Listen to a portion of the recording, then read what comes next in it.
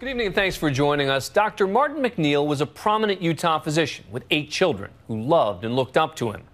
But after his former beauty queen wife suddenly died in their home, it was their eldest daughters who pressed the authorities for many years to charge their own father. Today, his bizarre case went to the jury, and in just hours, the jury returned a verdict. It's our series, Crime and Punishment. For 57-year-old Martin MacNeill, these were not the words he hoped to hear. We, the jury, having reviewed the evidence and the testimony in the case, find the defendant as to count 1, murder, guilty. As to count 2, obstruction of justice, guilty. The Utah doctor had been charged with murdering his wife in the bathtub of their suburban home. The star witnesses, MacNeill's own daughters, who were single-handedly responsible for convincing prosecutors to bring charges against their father. Ever since the day my mom died, I was concerned that my father killed her.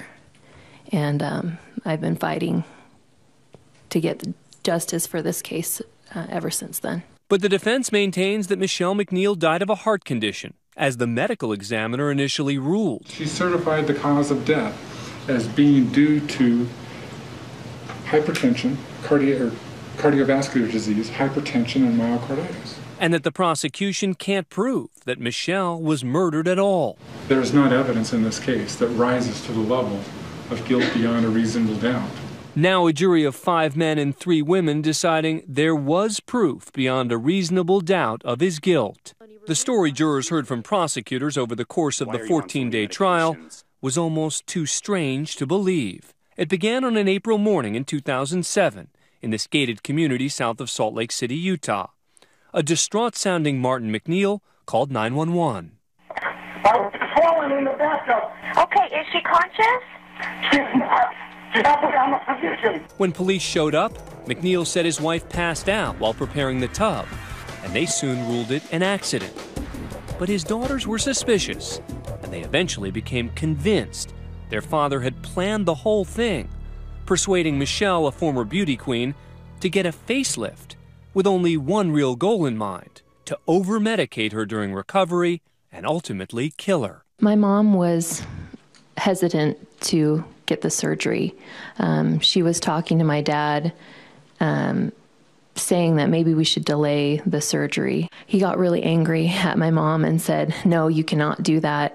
If you don't have the surgery now, you're not getting it." Daughter Alexis kept close tabs on her mom and the drugs she was taking. The Valium at 12 a.m., the Phenergan at 1:30 a.m., and then gave her 2 Percocets at 1:30 a.m., and then 1 Ambien at 1:30 a.m. Alexis MacNeill is the most important witness for the prosecution because she monitored the drugs her mother was taking and kept a logbook. She was suspicious of her father because she found her mother over-medicated the first day she was home. And Alexis went back to school. The next day, her mother was dead. But it was only years later that they were able to convince authorities to take another look at their mother's death. And once they did, they learned a lot more about MacNeill and his seemingly bizarre behavior. Starting with the 911 call, where MacNeill either hung up on the dispatcher or was disconnected twice and provided the wrong address. Okay, is she conscious? This meant lost precious minutes in the fight to save Michelle's life. And maybe most troubling, he said he couldn't remove his dying wife from the bathtub alone. Okay, did you get her out of the water? I can't. I couldn't let the water out. Next-door neighbor Doug Daniels was called over when MacNeill claimed he needed a man's help to move the body. I definitely could have got her out of the tub myself. He also testified that MacNeill kept stopping CPR. And then he'd throw his hands in the air. I think twice he would say, Why would you do this? All because of a stupid surgery. The first responders said MacNeill was loud and distracting. He was so disruptive to the crew that, as the fire chief, I removed him from the actual patient care scenes. And shortly after that, MacNeill allegedly asked his son's girlfriend to dispose of the drugs Michelle had been taking. He asked you to flush the pills down the toilet? Yes. And did you do that? Yes. Did that request seem strange to you? At the time, it did seem strange, yes. Drugs that her plastic surgeon had not even wanted to prescribe.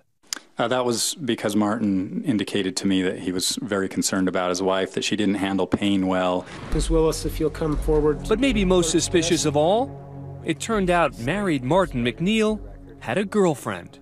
My name is Gypsy Willis. Gypsy Willis, who MacNeill had met online a year and a half before his wife's death, admitted under oath that she and MacNeill had been having an affair. Did the relationship become sexual? It did. And when was that? I think that was in January of 2006. And how often were the two of you having sexual relations? We would see each other about a couple times a month. According to the prosecution, the pair even exchanged calls on the day of Michelle's death and 15 texts on the day of her funeral, a funeral Gypsy attended. You attended the funeral, you said? I did. Did you speak to the defendant at the funeral? I spoke to him briefly after and just said, I hope you're all right, and if there's anything I can do, please let me know. I'm so sorry for your loss. And where she and Martin MacNeill pretended to meet for the first time. My father said, oh, thank you. What's your name? I'm sorry. She said, my name is Jillian. What got his daughters really suspicious? Shortly after Michelle's death, he moved Gypsy into his home and announced she would now be the family's new nanny. I expected her to be focused on the children. Okay. I expected her to do things related to that, to cook or clean or take care of the children. And what did you see her doing? My dad was cooking. She was sitting there staring at my dad. MacNeill and Gypsy were convicted in 2009 for stealing the identity of, get this, one of the MacNeill's own adopted daughters in an effort to wipe out Gypsy's debt. And while behind bars, numerous inmates claimed MacNeill made incriminating statements. He said he gave her some Oxy and some sleeping pills and then got her to get in the bathtub. One even testified that he confessed to the murder. He said, I'm getting away with murdering my wife.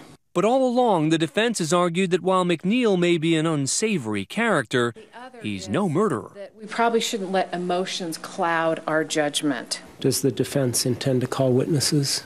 The defense presented its case in a day, with just 3 witnesses offering what they say is an alibi. What do you make of the defense's alibi claim? The defense tried to show that Martin MacNeill was not at the house the morning that his wife died. That he couldn't have done it. That he absolutely couldn't have done it, but there's a big hole there that they couldn't account for. Mr. Besser, would you come forward here? But maybe their most important witness tried to explain why MacNeill might not have been able to lift his wife from the tub. So that you can't get directly close to the tub to lift out. But the defense's main argument? That the prosecution did not prove that Michelle was murdered. So you're saying there's a chance that this jury's going to say, we think he wanted it to happen. We think that he certainly could have done it, but we're not convinced beyond a reasonable doubt that she died at his hands. Yes, that's precisely what I'm saying, that if the jury acquits him, they are probably thinking, he probably did it. But it's just not enough. I don't want to send this man to prison for murder. I'm just not absolutely convinced. But that wasn't the way the jury saw it. Tonight, Dr. Martin MacNeill found guilty. What a trial.